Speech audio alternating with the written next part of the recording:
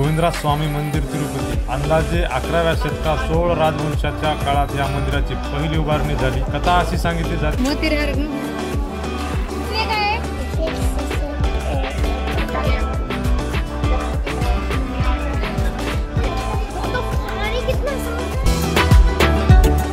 तर नमस्कार मित्रांनो, मी आहे दिलीप आणि स्वागत आहे तुमचं आमच्या एका नवीन व्हिडिओमध्ये। तर आत्ता मी आहे हुजूर साहिब नांदेड रेल्वे स्टेशनवरती आणि आम्ही जाणार आहोत तिरुपती दर्शन करण्यासाठी। आमची ट्रेन आहे 12:20 आणि या ठिकाणी तुम्ही समोर पाहू शकता आपल्या नांदेड रेल्वे स्टेशन। तर मित्रांनो, आमची ट्रेन होती 12:20 आणि आता टाईम झालेला आहे 1:36।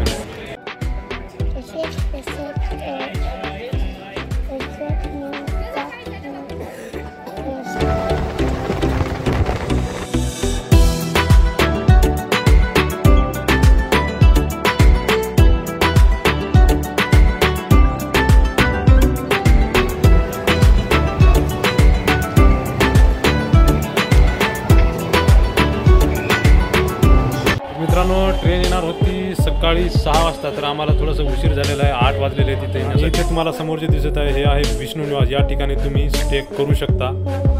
तर आता आम्ही आलो आहोत गोविंदाचे दर्शन करण्यासाठी। या ठिकाणी तुम्ही समोर पाहू शकता गोविंदाचं खूप सुंदर असं मंदिर तुम्हाला या ठिकाणी दिसत असेल।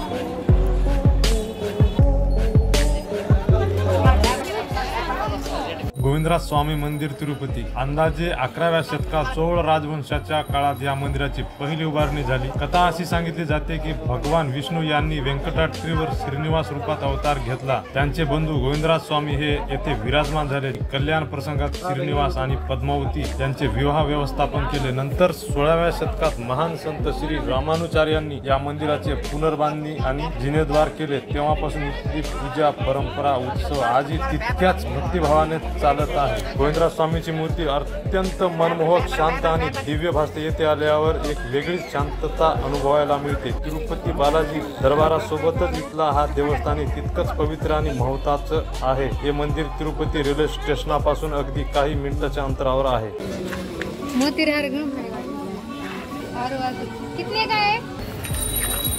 मंदिराच्या एक्झॅक्ट जे मंदिर आहे, मंदिराच्या एक्झॅक्ट समोर आता आम्ही आलेलो आहोत आणि आम्ही आता जाणार आहोत दर्शन करण्यासाठी।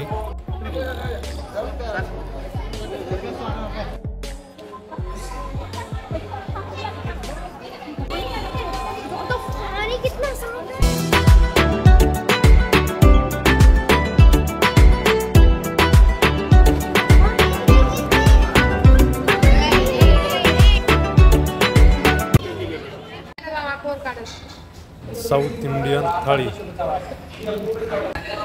1 2 3 4 5 प्रकारचे या ठिकाणी भाज्या आहेत।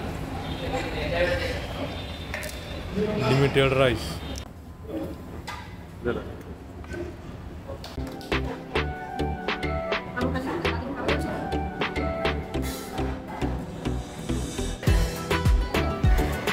पटपट म्हणून येऊ लागला कारण बाबा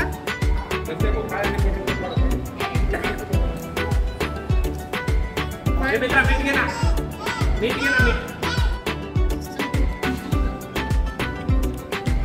बोल के दो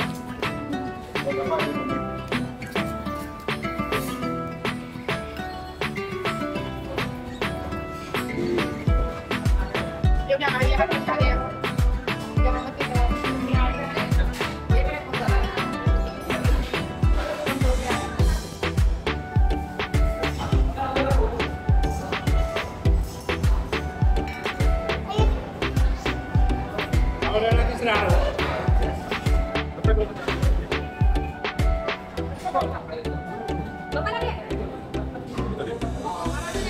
Okay.